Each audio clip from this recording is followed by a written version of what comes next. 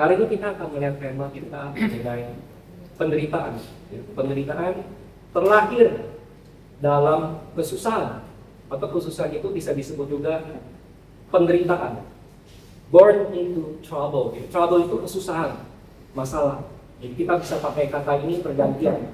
Penderitaan atau kesusahan. Dan penderitaan atau kesusahan ini sudah kita bicarakan, sudah kita bahas berulang kali. Pak Gembala juga sudah sering membahasnya, bahwa pada akhir zaman akan datang masa-masa yang sukar atau masa-masa yang sulit. Berarti akan ada penderitaan, akan ada kesusahan hidup.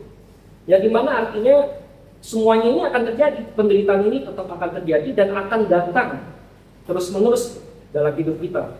Ya, di dalam Alkitab kita banyak berbicara mengenai kesusahan. Ya, salah satunya yang paling sering juga kita bicarakan kesusahan adalah hari kesusahan Yakub atau times of Jacob's trouble, yang kita sering sebut itu adalah tribulasi, ya, yang dibagi seperti tribulasi. Jadi ini gereja kita tidak akan masuk ke tribulasi, tapi kita akan di rapture, kita akan diangkat. Kita tidak akan masuk ke dalam waktu kesusahan atau hari kesusahan Yakub, karena Yakub adalah 12 suku Israel. Dan kesusahan ini pun, hari kesusahan Yakub pun dibagi menjadi dua fase. Kalau kita baca, fase yang pertama di situ ditulis BOS, itu artinya dalam bahasa Inggris beginning of sorrow, permulaan penderitaan. Lucu ya, jadi penderitaan sudah ada, tetapi ketika masuk ke hari kesusahan Yakub, bagian pertamanya disebut permulaan penderitaan. Setelah 3,5 tahun, baru Great Tribulation, penderitaan yang hebat, yang tidak pernah ada sebelumnya. Ya, kita mencatat hal itu. Jadi kita lihat bahwa penderitaan ini terus ada. Dan yang menjadi pertanyaan kita adalah, mengapa ini terus terjadi di sepanjang sejarah kehidupan manusia? Mengapa kita menderita, dan kita terus menderita? Kita selalu berada di dalam masalah dalam hidup kita. Seperti itu. Mari kita lihat di dalam ayat kita. Kita buka bersama-sama Ayub. Ya. Ayub 14 ayat 1. Yang tadi sudah disampaikan. Ayub 14 ayat 1 kita akan coba ya. Lihat. Jadi Ayub ini mungkin kita sudah tahu semua. Dia adalah salah satu orang yang dicatat di dalam Alkitab yang paling menderita juga. Dalam satu hari, dia kehilangan 10 anak. 7 laki-laki, 3 perempuan. Dan kemudian dia kehilangan kekayaannya. Dan setelah itu dia kehilangan kesehatannya. Dan setelah itu, istrinya berkata, kutuklah Tuhan dan mati. Jadi dia pada akhirnya sendirian. Kehilangan semuanya, health, wealth, kesehatan, bahkan istrinya. Semuanya dia hilang. Dan di saat kehilangan semuanya itu, Ayub mengatakan sesuatu yang kita akan lihat di Ayub 14 ayat 1. Manusia yang lahir dari perempuan singkat umurnya dan penuh kegelisahan. TB dicatatnya kegelisahan. Tapi sebenarnya kalau King James, ya, man that is born of a woman is of a few days and full of trouble, penuh kesusahan. Jadi bukan kegelisahan ya. Kalau gelisah itu belum tentu susah. Kalau gelisah kan kayak kita keluar, ini orang nggak datang-datang nih gelisah. Gitu. Tapi kalau kesusahan, trouble itu benar-benar susah. Trouble. Ini pertanyaan terbesar dalam hidup kita sebagai manusia. Mengapa ada penderitaan? Mengapa ada kesulitan? Ya kadang kita juga tidak mengerti. Ya. Tapi pertanyaan ini akan terus diajukan kepada kita, khususnya orang Kristen, dari orang-orang di luar sana yang tidak percaya Tuhan. Katanya ada Tuhan, atau menderita, terutama ateis. Salah satu alasan orang ateis tidak menerima Tuhan adalah karena ada suffering, karena ada penderitaan. Lalu bagaimana kita menjawab pertanyaan ini? Ya, seluruh manusia mengalami yang namanya penderitaan. Kita yang sudah diselamatkan juga masih tetap mengalami penderitaan, masih mengalami kesusahan. Meskipun kita sudah mendapat kepastian masuk surga. Gitu ya. Jadi pertanyaannya, mengapa kita setelah diselamatkan kita masih tetap menderita? Harusnya kita happy dong, ya kan? Kalau yang di seberang sana karismatik bilang lu harus sukses dong, lu harus melimpah. Tapi di sini dikatakan, kenapa kita setelah diselamatkan, kita tetap menderita? Seolah-olah sebelum dan sesudah diselamatkan, nggak ada bedanya, nggak ada perbedaan. Tetap kita mengalami penderitaan. Itu yang akan kita lihat pada hari ini. Jadi semua orang mengalami penderitaan. Semua orang masih harus bersusah payah, bekerja keras setiap hari untuk mendapatkan uang, untuk mendapatkan rezeki. Untuk apa? Untuk memenuhi kebutuhan hidup, membeli makanan, membeli makanan untuk tempat tinggal, kos, kontrak, dan segala macam. Punya rumah pun harus bayar kosnya tiap bulan. Seperti itu kan? Atau ongkos transportasi. Karena kita meremehkan ongkos transportasi. Dalam 1 bulan, 30 hari kalau kita keluar terus bisa dihitung ongkosnya berapa. Semua itu kita harus bayar pakai uang, dan uang itu harus kita cari. Gitu kan? Apalagi jika kita ini berkeluarga. Katakanlah kita keluarga berencana, 2 anak. Berarti harus ada 4 mulut yang harus dikasih makan. 1 hari 3 kali, hari ini aja 30. Kalau kita pakai salary, berapa kita bisa hitung yang kita butuhkan? Belum lagi ngomong pendidikan. Dari kelompok bermain mereka ya, sampai kuliah. Itu bisa dihitung Pak sekarang semua. Belum lagi kalau misalnya dia mau dimodalin usaha. Ya kan? Setelah dimodalin pun misalnya kita punya bisnis. Kita buka bisnis, kita udah punya modal di bisnis. Apakah kesulitan itu akan berhenti? Enggak. Kita punya bisnis pun kita harus pikir kan, kita mau bisnis apa nih? Udah buka bisnis, bisnisnya nggak jalan. Pusing, stres. Banyak berapa orang yang stres karena bisnisnya nggak jalan. Kecewa, frustasi gitu kan. Udah buka bisnis, kita harus pikirin bagaimana bisnis ini profit, untung.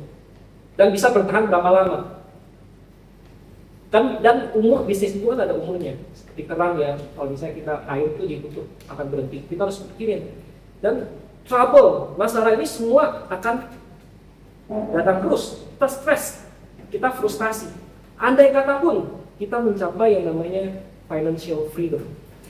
Jadi kalau sekarang anak-anak muda kan, wah kita harus mencapai namanya financial freedom. Sebelum umur 30, kita harus bebas financial. Kita tidak perlu lagi pikirin yang namanya tuh cari duit. Duit sudah harus putar buat kita, ya kan? Itu banyak sekali diberitakan sekarang. Dan kita akan lihat bagaimana mengenai masalah ini. Kenapa semuanya ini terus terjadi? Meskipun kita punya financial freedom, ada masalah lain. Masalah lainnya itu adalah yang dicatat di dalam pengkhotbah ya. Pengkhotbah kita bisa lihat pengkhotbah 6 ayat 1 sampai 2. Jadi misalnya salah satu urusan kita yaitu financial atau kita bilang wealth itu beres, ada masalah lain. Pengkhotbah 6 ayat 1 sampai 2. Saya akan bacakan. Ini yang ditulis oleh Raja Salomo, raja yang paling bijak. Jadi dia mengamati keadaan dunia ini dan manusia. Ada suatu kemenangan yang telah terlihat di bawah matahari yang sangat menekan manusia. Orang yang dikaruniai Allah kekayaan, ya, financial freedom, kekayaan harta benda dan kemuliaan sehingga dia tidak kekurangan suatu pun yang diinginkannya. Jadi dia diberkati sampai dia udah nggak cukup Tuhan, nggak usah kasih saya lagi nih kekayaan apapun. Tetapi orang itu tidak dikaruniai kuasa Allah untuk menikmatinya. Melainkan orang lain yang menikmatinya, ini adalah kesia-siaan dan penderitaan yang pahit. Meskipun kita sudah mencapai financial freedom, ternyata masih ada masalah lain lagi. Bisakah kamu menikmati semua wealth-nya itu, kekayaannya itu? Ternyata ada yang lebih penting lagi itu health, kesehatan. Begitu kan? Jadi kita mungkin tahu lah, mungkin kita punya teman atau relatif dia kaya raya, tapi kegiatannya apa? Rumah sakit, ke Singapura, berobat bolak-balik, bisa ngapa-ngapain, tidak bisa menikmati hasil jeripaya yang dia dapatkan. Dan Salomo mengatakan ini adalah kesia-siaan. It is benefit. Itulah sebabnya sangat penting bagi kita semua untuk menjaga kesehatan. Dan menjaga kesehatan pun tidak gampang. Menjaga kesehatan pun perlu usaha, perlu effort. Apa yang kita makan, kita harus jaga apa yang kita makan, tidur cukup, dan segala macam. Nutrisi tubuh kita, terutama otot kita, ya kan? Sekarang karena pengetahuan semakin bertambah, kita punya sosial media, betapa pentingnya melatih otot kita, apalagi yang sudah berumur senior. Ya. Untuk melatih otot tubuh kita harus melakukan apa yang namanya angkat beban. Angkat beban itu namanya melukai otot kita. Otot kita pun sebelum menjadi kuat harus disiksa dulu, harus menderita dulu ya, baru ototnya terluka, baru dia jadi kuat. Kita bisa mengambil pelajaran dari otot ini, gitu kan? Apakah Tuhan mengizinkan kita mengalami penderitaan supaya kita lebih kuat dalam hidup ini? Ya. Sekarang kita akan lihat untuk mengetahui permasalahan kita ini, ya, kesusahan hidup ini, penderitaan ini. Mari kita coba lihat di mana sih pertama kali di dalam sejarah Alkitab kita ini permulaan penderitaan itu mulai terjadi menimpa kita manusia. Ya. Mungkin kita sudah tahu nih, wah itu pertama kali Adam dan Hawa, ya kan? Ini kan cerita yang sangat terkenal. Sekolah minggu pun sering menceritakan hal tersebut. Mari kita coba baca di dalam Kejadian 3 ya. Kejadian 3, ini kejadian yang ada di Taman Eden. Kejadian yang sangat terkenal. Boleh kita buka? Kejadian 3. Ya, Genesis. Kejadian 3, ya ini benar-benar sangat permulaan ya. Setelah Tuhan menciptakan semuanya, dan ini problem pertama yang dihadapi oleh manusia. Kejadian 3, kita akan coba untuk menyikat waktu, kita mulai dari yang nomor 10 deh. Kita mulai dari nomor 10. Jadi ini kejadiannya setelah manusia sudah makan buah itu. Ya, sudah makan buah itu, dan kemudian Tuhan sudah datang. Ya kan, ayat 9, tempat itu memanggil manusia itu untuk beriman. Kita akan lihat Kejadian 3 ayat 10. Ya, saya akan bacakan, Bapak Ibu boleh lihat Alkitabnya. Kejadian 3 ayat 10, ia menjawab, ketika aku mendengar bahwa engkau ada di dalam taman ini, aku menjadi takut. Karena aku telanjang. Sebab itu aku bersembunyi. Ini jawaban Adam. Jadi ternyata ketika dia melanggar perintah Tuhan, jatuh ke dalam dosa, kata kuncinya di dalam Kejadian 3 adalah, yang pertama dia takut. Dia takut karena dia telanjang. Nah, karena dia takut dia telanjang, dia akhirnya bersembunyi. Jadi ini adalah akibat dari kita melanggar sesuatu. Apapun itu sebenarnya, ya. Meskipun kita melanggar ataupun kita melanggar suatu misalnya rule di tempat lain. Kalau kita langgar, kita juga merasa takut ya. Karena kita berasa bersalah. Ada rasa takut, ada rasa ingin, aduh kalau bisa aku sembunyi deh. Aku mau cepat-cepat keluar dari masalah ini, kalau bisa aku sembunyi. Pergi kita gitu. Tapi kita melihat di sini bahwa apa yang bisa kita petik dari pelajaran ini? Ya, kita akan lihat ayat per ayat. Aku takut, telanjang, dan bersembunyi. Kalau kita lihat ini dengan zaman sekarang, khususnya zaman modern ini, khususnya wanita banyak sekali sekarang berpakaian, kalau kita katakan semakin hari kurang paham. Khususnya wanita, kenapa wanita? Nanti kita akan bahas. Wanita sekarang justru pakai pakaian semakin hari, semakin kita bilang kurang paham. Kenapa? Karena satu, dia tidak ada rasa takut dan tidak ada rasa malu. Dia lupa bahwa ketelanjangan itu adalah mengingatkan kita kepada, kita bilang, the original sin. Sin pertama kita, manusia jatuh itu. Dan manusia zaman modern mengulangi kejadian yang ada di Taman Eden. Dan mereka bukan lagi merasakan rasa malu, tapi mereka bangga. Seakan-akan seperti mengolok kejatuhan manusia yang waktu itu, dengan manusia kan rebel, memberontak kepada perintah Tuhan. Jadi sekarang kecenderungannya adalah manusia tidak takut lagi. Tuhan seperti seakan-akan mengolok-olok Tuhan. Ini yang bisa kita ambil dari ayat 10. Ayat yang 11 kita lanjutkan. Ini Tuhan ya, dari Adam yang menjawab, kemudian Tuhan merespon. Firman-Nya, siapakah yang memberitahukan kepadamu bahwa engkau telanjang? Apakah engkau makan dari buah pohon yang kularang? Engkau makan. Nah, di sini kata kuncinya adalah yang terlarang. Tuhan adalah memberikan sebuah commandment, perintah. Di sini kita dapat pelajaran bahwa Tuhan memberikan perintah yang berbeda-beda pada setiap masa. Ya. Ketika kita mengatakan orang perjanjian lama, keselamatannya berbeda dengan perjanjian baru, kita mengatakan bahwa orang perjanjian lama, bagaimana cara dia selamat? Dengan cara mematuhi apapun perintah Tuhan yang diberikan kepada mereka saat itu. Gitu. Kalau Adam sama Hawa, perintahnya apa? Commandment. Perintah Tuhan itu apa? Cuma satu, jangan makan buah itu. Apakah komitmennya percaya kepada Tuhan Juru Selamatmu yang akan mati bagi dosa-dosamu? Bukan. Cuma satu komitmennya. Jangan makan buah itu. Komitmennya itu kan perintah. Perintah Tuhan. Kayak misalnya di hukum Taurat itu kan 10 commandment. Ada 10. Beda nggak? Sama di sini apa di sini? Jangan kamu makan buah itu. Walaupun komitmen 10 beda kan? Kenapa bisa dibilang sama? Ini sih kita dapat belajar bahwa komitmen itu berbeda-beda.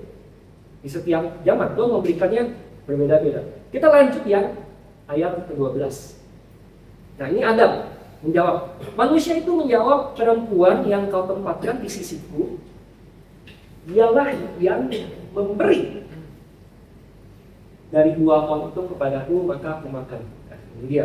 Jadi banyak sekali yang berkomentar ya. Kita juga sering mendengarkan komentar ini bahwa si Adam ini nggak mau disalahin dari jawaban ini, ya kan?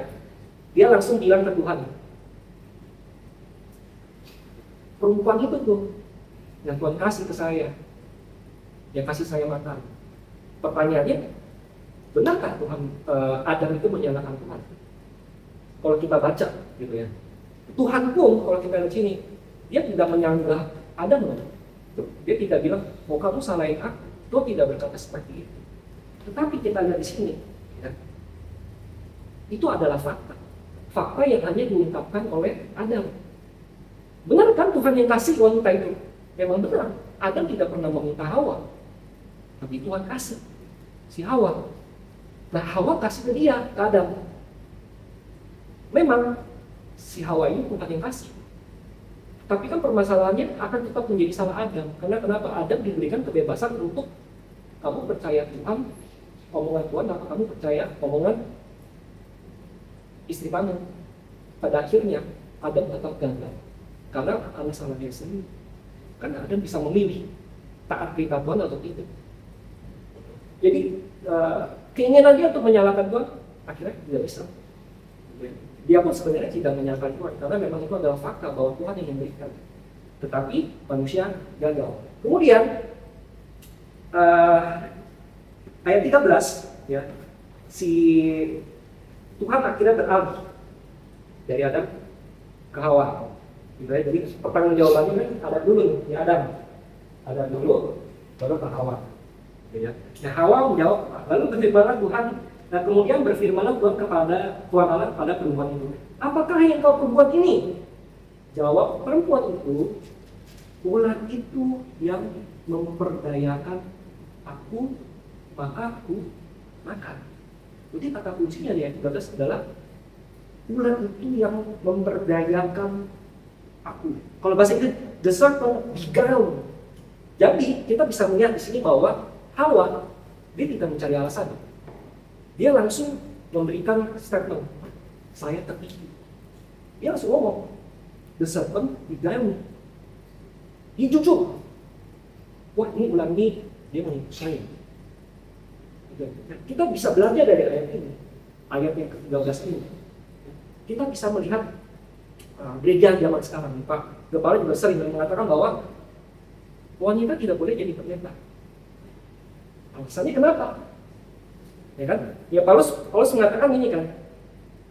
Paulus mengutip ayat ini, jadikan fondasi dasar doktrin dia untuk mengatakan bahwa wanita, aku tidak mengizinkan perempuan mengajar dan juga tidak mengizinkannya memerintah laki-laki, hendaklah ia berdiam diri. Karena Adam yang pertama dijadikan, kemudian barulah Hawa. Lagi pula bukan Adam yang tergoda, melainkan perempuan itulah yang tergoda dan jatuh ke dalam dosa. Benar dasar ngomongnya Paulus? Benar. Tapi Hawa sendiri ngaku, the serpent beguiled. Ular itu memperdaya aku. Tetapi kalau kita melihat gereja sekarang, dia bilang Paulus ini sudah tidak relevan. Tidak relevan dengan zaman sekarang, nggak cocok. Sekarang yang jadi pertanyaan dari alasan yang dibuat, atau kita bilang argumentasi yang dibuat oleh gereja, ya. Sekarang kita lihat ya, Paulus mengambil cerita dari kejadian itu, permulaan dosa, yang dimana apakah dosa sudah tidak relevan lagi di zaman sekarang? Tidak taat kepada Tuhan sudah tidak relevan lagi, nggak cocok sama zaman now, ya kan?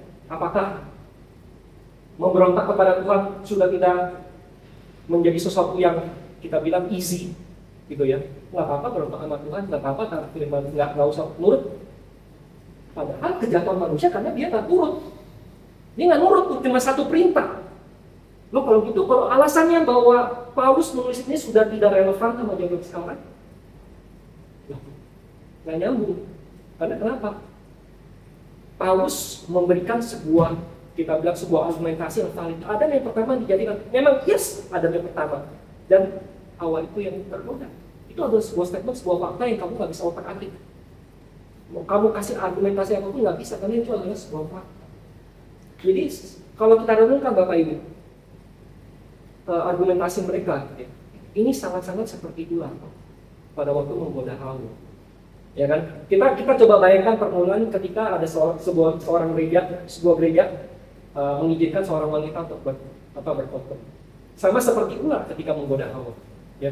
Ketika ular menggoda Hawa kan dia ngomong, dia tanya apakah gini semua pohon ini boleh kamu makan? Tapi dia ada satu ngomong gini, lihat deh buahnya bagus.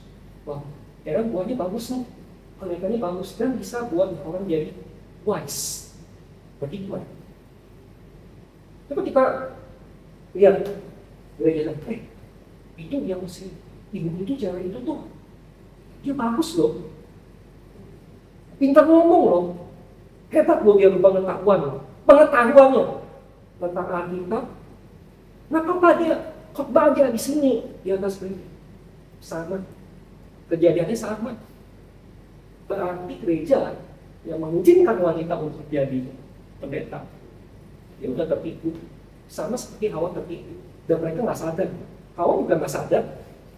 Bagaimana mungkin kamu baca, kamu bisa melewatkan hal tersebut? Gambaran yang sama. Berarti gereja yang mengizinkan wanita untuk menjadi pendeta. Sebenarnya mereka sedang ulang kejadian Hawa, dan mereka terjatuh kepada ketidaktaatan. Ya. Kita lanjut ke nomor 14. 14-15 ini adalah Tuhan yang berbicara. Jadi Tuhan, kalau kita perhatikan, dia interogasi Hawa, dia interogasi Adam, dia interogasi Hawa. Dia tidak interogasi setan. Dia tidak interogasi setan, dia langsung jatuh hukuman kepada setan. Kita lihat 15. Lalu berfirmanlah Tuhan Allah kepada ular itu, karena engkau berbuat demikian, terkutuklah engkau di antara segala ternak dan di antara segala binatang hutan, dengan perut ular engkau akan menjalar dan debu tanahlah akan engkau makan seumur hidup. Jadi Tuhan tidak lagi basa-basi lagi sama setan, ya, tidak basa-basi lagi sama setan, dan ini adalah kutukan yang pertama dari kejadian itu. Tuhan tidak mengutuk ini dulu, tidak mengutuk ini, tapi Tuhan mengutuk yang ini dulu. Tuhan itu adil, seperti persilangan. Ya. Ini oke, jatuh hukumannya urutan. Kita akan lihat hukumannya akan urutan. Pertama, si setan terkutuklah engkau, ya kan? Debu tanah akan kau makan seumur hidup. Dan di sini dikatakan ada satu kunci Bapak Ibu, bahwa Tuhan tidak mengatakan bahwa setan kamu akan mati. Dia berkata bahwa karena debu tanah akan kau makan seumur hidup. Ya. Kita lanjutkan ke 15. Aku akan mengadakan permusuhan antara engkau dan perempuan ini. Siapa si Hawa? Betul kan? Antara keturunanmu siapa si ular, dan keturunannya perempuan. Keturunannya si perempuan akan meremukkan kepalamu, dan engkau akan meremuskan hidungnya. Jadi di sini ini adalah salah satu nubuatan atau profesi yang akhirnya datang ke bersama kita. Ya, jadi keturunannya si Hawa, ya kan? Keturunan wanita akhirnya datang juru selamat kita si sang penebus Yesus Kristus. Gitu. Nah sekarang yang menjadi pertanyaannya adalah keturunanmu dan keturunanmu. Jika keturunan si Hawa adalah Yesus Kristus, Yang jadi pertanyaan, berarti keturunan ularnya siapa? Keturunan wanita fisik datang dengan daging, ya kan? Berarti kalau itu keturunan si ularnya itu siapa? Ini pertanyaan, benar kan? Boleh kan kita bertanya seperti itu, berarti keturunan ular itu siapa? Berarti keturunan ular itu bukan spiritual, harus fisik, karena konteksnya adalah fisik dan fisik. Karena banyak gereja tidak percaya, oh ini hanya bersifat spiritual. Kamu nggak bisa lakukan itu dalam satu konteks. Ketika satu berbicara mengenai nanti Tuhan Yesus datang, terus kemudian setannya nggak ada wujud manusianya. Karena kalau kita lihat setelah kejadian, ada kan yang namanya Nephilim. Jadi malaikat yang jatuh, akhirnya mengambil wanita manusia, kita kawin, akhirnya menghasilkan keturunan itu kan apa? Man of renown, ya. Jadi keturunan yang kita bilang setengah dewa. Keturunan. Dan menariknya di dalam Alkitab, Yudas Iskariot disebut devil. Dan kemudian nanti di sini, time of the trouble, ada Antichrist yang muncul. Jadi itu bisa kita katakan bahwa itu kan keturunannya ini, keturunannya si ular, benar-benar nyata. Sebenarnya ada sekarang, cuma dia nggak diekspos aja, gitu ya. Coba kita lanjut yang ke-16 ya. Yang ke-16 ini adalah setelah si setan dan kemudian Tuhan memberikan janji nubuatan. Sekarang kita ke Hawa. Apa hukumannya si Hawa? Firman-Nya kepada perempuan itu, susah payahmu waktu mengandung akan berbuat sangat banyak. Dengan kesakitan engkau akan melahirkan anakmu, namun engkau akan birahi kepada suamimu dan ia akan berkuasa atasmu. Nah, inilah kunci dari segala kunci yang 16. Di mana kita menemukan di mana mulanya penderitaan kita sebagai manusia. Ya, bahasa Inggrisnya King James bagus sekali. Greatly multiply thy sorrow and thy conception. Ya kan? Dan yang bagus adalah pria, he shall rule over thee. Pria akan memerintah di atas kamu. Itu juga salah satu alasan kenapa Paulus tidak mengizinkan seorang wanita. Tapi kamu kalau mengizinkan wanita, kamu break the picture, kamu menghancurkan gambaran itu. Jadi di sini dikatakan bahwa wanita akan mengalami, kita bilang, kesakitan dalam tubuhnya yang lebih sakit jujur daripada seorang pria. Dia harus mengandung. Mengandung melahirkan itu sakit sampai 9 bulan. Kalau misalnya dia disesar, didelek, disuntik panjang di belakang, itu karena Hawa jatuh dalam dosa. Makanya kenapa wanita mendapatkan hukuman yang lebih berat? Tuhan itu adil. Karena Hawa ngaku saya tertipu, gitu ya. Dan dia akan submit, dibilang, di bawah laki-laki. Berarti indikasinya ketika sebelum kejatuhan itu tidak ada yang kayak gitu, sama semuanya. Tapi karena jatuh, akhirnya bergeser lah dulu itu. Seperti itu. Jadi kita lihat sekarang di ayat ya 17. Jadi itu adalah Hawa, hukumannya Hawa. Ya, greatly multiply the sorrow, kesedihan dan segala macam. Dan satu hal yang bisa kita ambil juga dari yang Hawa ini, kan dia akan melahirkan ya. Semua orang melahirkan dari wanita. Jadi semua orang, apa yang dikatakan tadi, lahir dari perempuan sehingga kemudian terputus ada penderitaan. Sudah menderita, dilahirkan masuk ke dalam penderitaan. Makanya ada sebuah perkataan juga, kalau mau punya anak, pikir-pikir dulu. Jangan sampai nanti punya anak udah susah kehidupannya, masuk anaknya dilahirkan masuk ke dalam kesusahan. Makanya ada namanya program keluarga berencana supaya tidak susah hidupnya. Ya. Kita lihat lagi di 17. Nah, ini gantian sekarang nih. Kita yang pria-pria dapat apa? Gitu. Kita yang pria yang 17. Lalu berfirmanlah, lalu firman kepada manusia itu, karena engkau mendengarkan perkataan istrimu dan memakan dari buah pohon yang telah kuperintahkan kepadamu jangan makan daripadanya, maka terkutuklah tanah.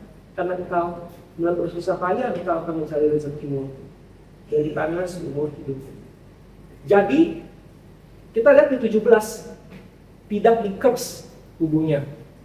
Ya, Hawa ditutup tubuhnya, tetapi Adam dia tidak dikutuk tubuhnya, tapi apa yang dikutuk? Tanah. Tanahnya dikutuk karena engkau. Ya, dengan bersusah payah engkau akan mencari rezeki. Jadi ini buat yang cowok-cowok. Inilah alasan kita bekerja keras. Cari duit, cari nafkah untuk istri anak ini. Ya kan? Dengan bersusah payah. Jadi kalau misalnya cowok, ya bagiannya ini, bersusah payah engkau akan mencari rezekimu. Ya, seumur hidupmu sampai kamu mati. Kita lanjut ke ke-10. Semak duri dan rumput duri yang akan dihasilkannya bagimu dan tumbuhan di padang akan menjadi makanan. Ini kata kuncinya sini semak duri dan rumput duri. Kita bisa mengambil sebuah pelajaran dari sini. Semak duri dan rumput duri dan tanah yang dibentuk oleh Tuhan. Jika kita melihat gambaran bahwa Abraham ketika ingin mengorbankan Ishak, kan tidak jadi, dan Tuhan melarangnya, membatalkannya. Kemudian ada seekor domba yang tersangkut di semak belukar, dan itu adalah penggantinya, ya kan? Domba, anak domba Allah. Itu adalah gambaran bahwa nanti Juru Selamat akan datang yang tersangkut kepalanya di semak duri. Itulah anak domba Allah yang menggantikan seluruh dosa manusia. Itulah sebabnya mengapa Tuhan ketika disalib dia dipakaikan mahkota duri. Karena sekarang pertanyaan, kenapa duri? Mahkota duri kan? Jawabannya ada ini.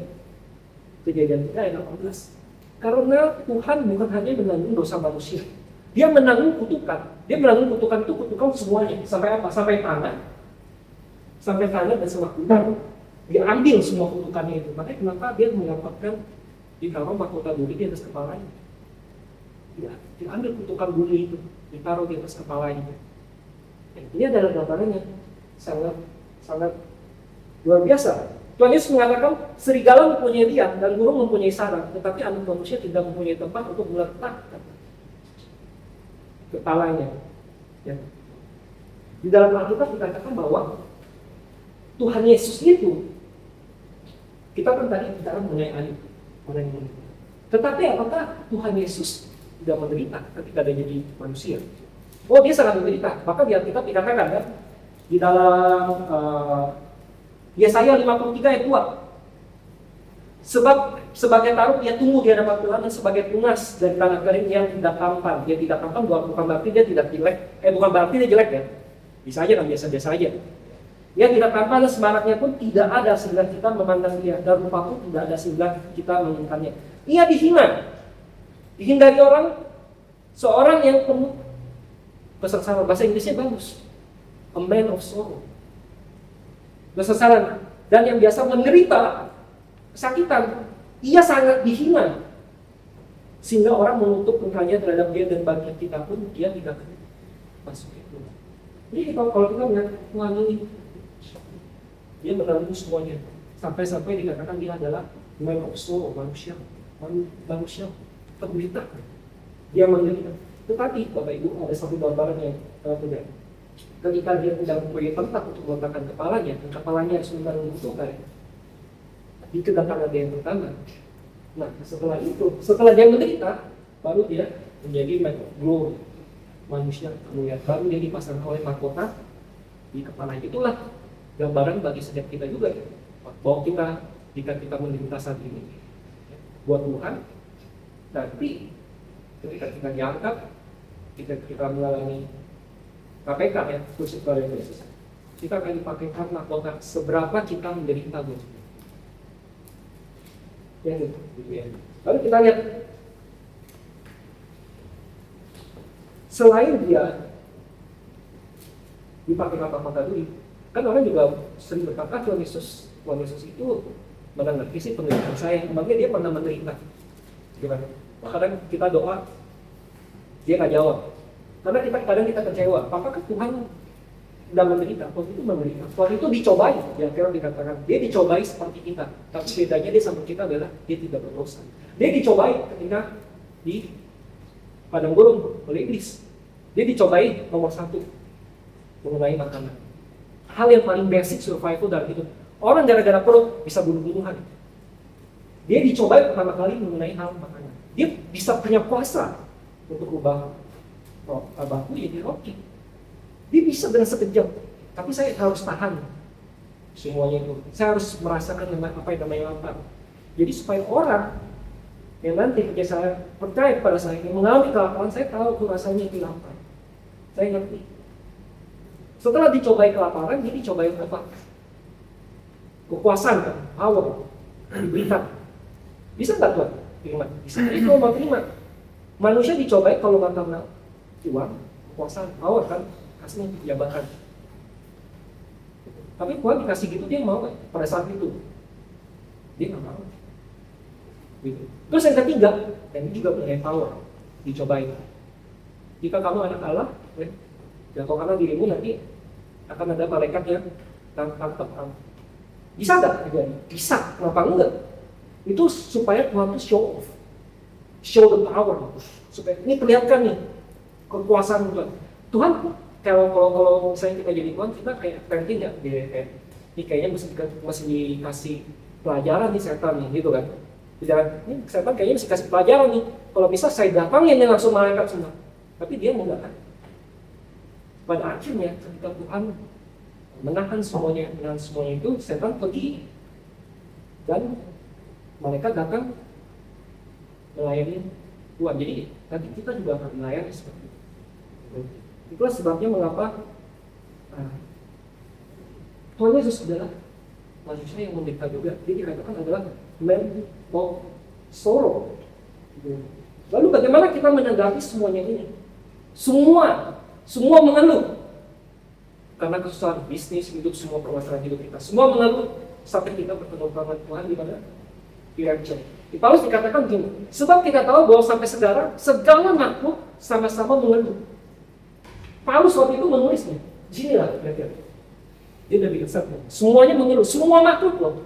Nggak cuma kita doang, binatang juga, tanah juga mengeluh. Sampai apa? Sama-sama mengeluh, sama-sama merasa sakit, seakan-akan seperti sakit bersalin. Mengeluh. Sakit. Dan bukan hanya mereka saja, tetapi kita yang telah menerima.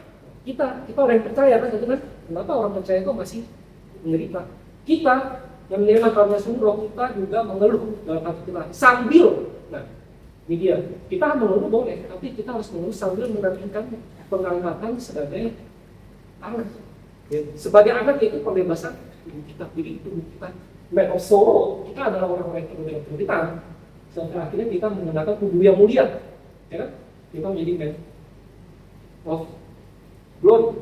Dan Paulus juga salah satu orang yang menderita, ya kan, di penjara, terombang-ambing di laut. Siapa yang pernah mengalami itu?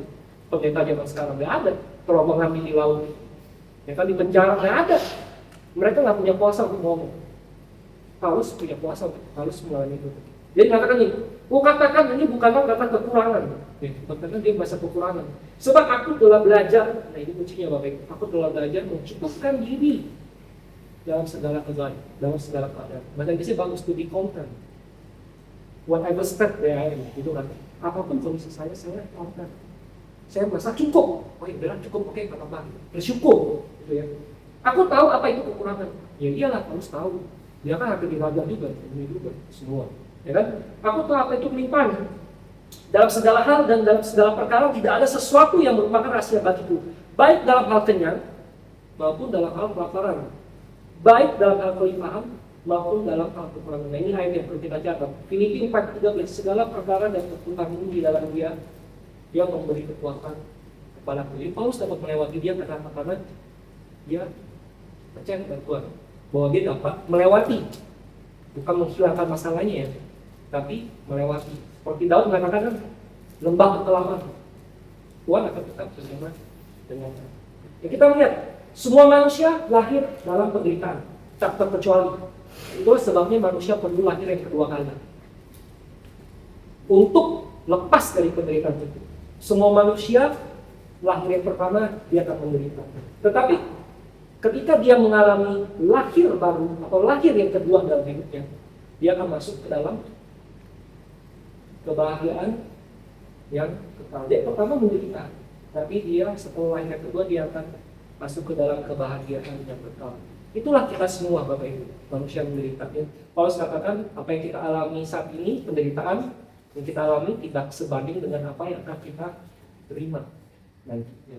Mari kita berdoa. Bapak yang surga, terima kasih pada pagi hari ini kami dapat belajar mengenai masalah hidup kami, bahwa penderitaan ini akan tetap ada sampai Engkau datang ya Bapak. Di saat kami menderita, di saat kami menantikan Engkau, kiranya Engkau yang mencukupkan segala kebutuhan kami, Engkau yang menolong setiap permasalahan kami, agar kami ketika mendapatkan masalah, bukannya kami menjauh Bapak, tapi kami semakin mendekat kepadamu Bapak, karena kami tahu pertolongan kami yang adalah daripadamu. Kami berdoa dan mengucap syukur di dalam nama Tuhan Yesus Kristus, Juru Selamat kami. Amin.